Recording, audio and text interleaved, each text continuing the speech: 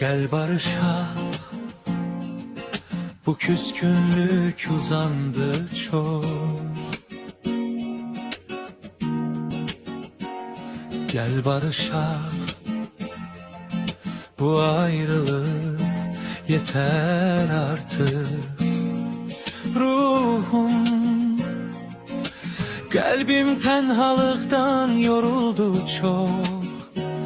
Küskünlüğün ayrılıktan beter artık. Gel barışa, bu son defa, bu defa haktan olsun. Bir kelime söz, isti bakış, yine gönlüme bahar dolsun.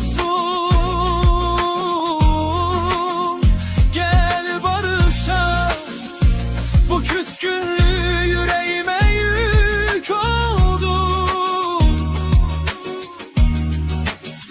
Sen dön geri, ben de dönüm.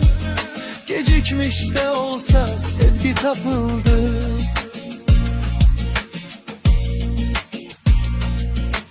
Bir kelime söz, isti bakış, ne vazişin. Üzgün gelbe, yorgun gelbe tesellidir. Hayatımdan çıkmak için her gidişin, belki ile barışmak için gereklidir. Bugünden de koy gidişin, barışmağa sebep olsun.